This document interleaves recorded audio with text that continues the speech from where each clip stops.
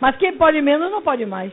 Então, quando a gente está desencarnado, que vê contemporâneos nossos volitando, com direito a ir de Marte à Terra, de Terra a Vênus, de Vênus a Júpiter, você também quer. E você não pode, normalmente pode sair da Terra se arrastando. Não pode nem dentro da Terra sair do Brasil para o Paraguai, que é limitado, é preso. Então, quando a gente está desencarnado, que vê essa beleza que é ser purificado, iluminado e evoluído, você diz, eu suporto na carne qualquer coisa, eu quero evoluir. Quando chega aqui, a gente esquece, porque a carne tem essa função, graças a Deus, porque se a gente se lembrasse do passado, a gente ia mais se envergonhar do que se regozijar, porque se estamos num planeta de prova e expiação, é porque nosso currículo não é dos melhores. É melhor a gente só ver o que a gente fez quando a gente estiver mais evoluído e isso parecer um sonho mau que não foi nem com a gente. Como hoje, quando a gente se lembra de coisa de criança, é uma coisa que é insignificante porque a gente já superou. É por isso que Deus faz com que a gente esqueça o passado. Só os mais evoluídos, que já tem muita coisa boa para se lembrar que já fez, não vai sentir vergonha de si, é que se lembra do seu passado.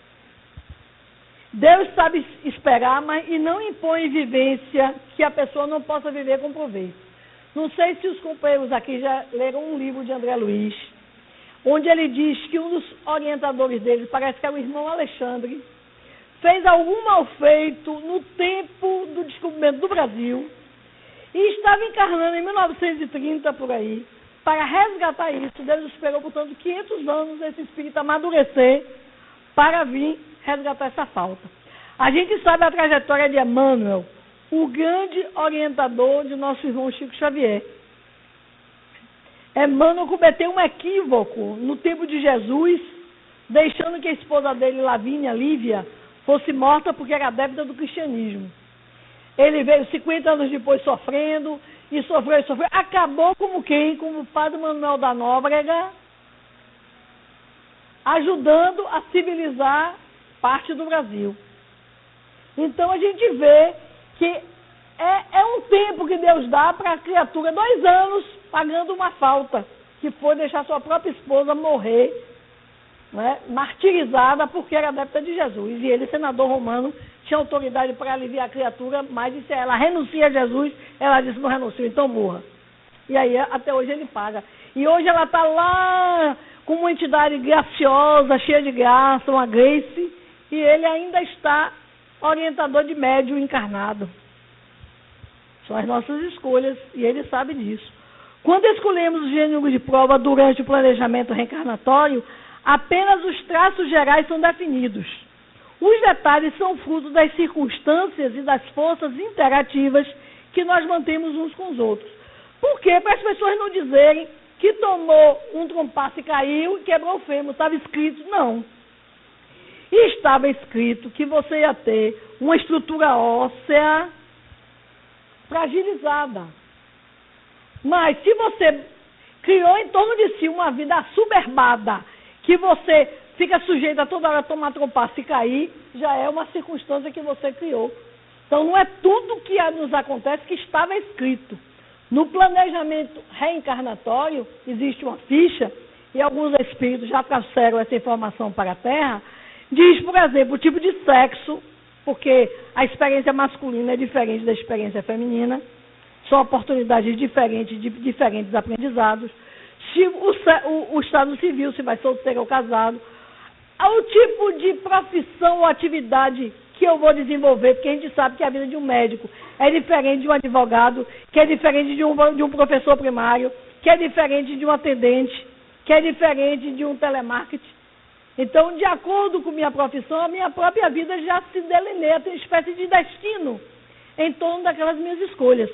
Mas são linhas gerais, o resto são circunstâncias que vão se formando pelas minhas escolhas atuais e das pessoas que estão em volta de mim. Digamos que uma pessoa tenha pedido e obteve a concessão de vir médium ostensivo, psicofônico. E a família que recebeu aquela criatura tinha o dever que desde cedo orientar a seguir uma família cristã.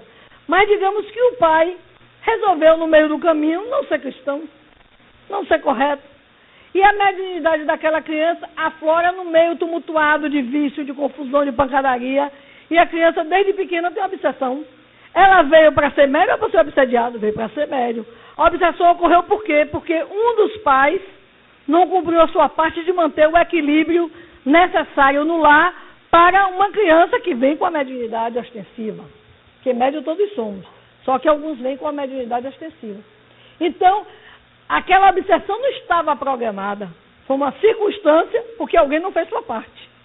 Então, não é tudo que está escrito. São as linhas gerais da nossa vida. Alcançando um certo grau de evolução, mesmo sem ser perfeito, os espíritos não passam mais por tribulações, expiações. Mas sempre nós vamos ter trabalho, dever a cumprir. Porque algumas pessoas acham que quando a gente evoluir, a gente vai ficar na beatitude, sentado do lado direito do Pai sem fazer nada, que são cristalizações que nos fizeram acreditar. O trabalho é a grande lei do progresso, a grande lei da evolução. E porque alguém disse que comer o pão com o suor do rosto é uma coisa ruim, nós ficamos com essa informação subliminar que o bom é ganhar na loteria ou ter dinheiro para não fazer nada. Não fazer nada é atraso reencarnatório. Porque é no trabalho que eu desenvolvo a inteligência e queimo as partículas mais densas do meu perispírito. Porque eu preciso do calor do serviço para me purificar. E aí nós estamos cheios de informações erradas e que nos dificultam a nossa caminhada evolutiva. O espírito pode se enganar quanto a quantidade e a natureza de suas provas, e ele aí pode sucumbir. E os espíritos orientadores deixam aquela criatura sucumbir para ela aprender a conhecer os seus limites. Então, se uma pessoa pede uma prova muito pesada, ela pode não se dar bem. Isso pode acontecer. Embora ninguém nasça para se matar, nem para matar ninguém, nem para se drogar, ninguém nasce com sina, isso não existe dentro da lei de Deus. Mas você pode criar situações para você onde você faz uma teia de aranha e você mesmo cai na sua teia. A gente tem que estar atento à nossa autossabotagem. Porque muitos de nós têm complexos de culpa muito profundos e se autossabota. E não se dá conta. E fica achando que é obsessão ou fica achando que é os outros. E é você mesmo que é o seu grande obsessor, seu grande sabotador. É do livre-arbítrio do espírito a faculdade de ceder ou resistir às tentações. Essa é a questão 872. Fiz questão de botar essa questão. Chegue lá e veja que não existe arrastamento irresistível.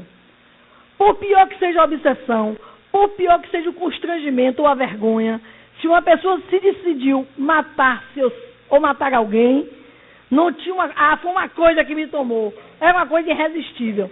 Segundo a doutrina espírita, não existe arrastamento irresistível. O homem sempre é livre, no seu pensamento, no seu desejo íntimo, de ceder ou de resistir. É bom que a gente se lembre disso, para não dizer que foi o outro que foi sedutor, foi o outro que me levou, e botar sempre a culpa no outro. Enquanto a gente estiver nessa ideia, a gente não evolui, a gente não melhora. É claro que pessoas concorrem para a gente crescer mais rápido. E outras pessoas são verdadeiras pedras no caminho. Mas cabe a mim ultrapassar essa pedra, chutar para o lado ou ignorar a pedra. Eu vou decidir. Eu não posso deixar essa pedra no meu caminho definir a minha felicidade ou a minha desdita. Porque a gente tem que sair da condição de coitadinho, de vítima, para assumir a nossa caminhada evolutiva com força e coragem. Não deixando que nada nos empate. Não usando nada como desculpa. E isso é um processo de maturidade psicológica e espiritual que a gente já tem condição de assumir. Aí tem assim, alcançando um certo grau de evolução, mesmo sem ser perfeito, já falamos isso. O espírito não precisa mais de prova e tribulação, mas vai sempre trabalhar. A família é o primeiro educandário e é o cadinho purificador. É como se fosse um grande tacho, um caldeirão, onde a gente vai depurando as nossas impurezas, porque temos atritos, temos diferenças, temos aceitações, muitas coisas para vivenciar em família. Porque o homem é um ser social e por isso é através do relacionamento que ele ensina, aprende e se aprimora. A família promove o retorno e o reencontro para o reajuste. Então, durante muito tempo ainda vamos precisar de família. Quem diz que casamento é uma coisa superada, que família é instituição falida, está equivocado. Nós não temos nível ainda para fazer o aprendizado de certos sentimentos que não seja ainda em família. Ela é a célula mata da sociedade, é o mais básico organismo social e ela que é a provedora da mão de obra de todas as instituições sociais. Todo mundo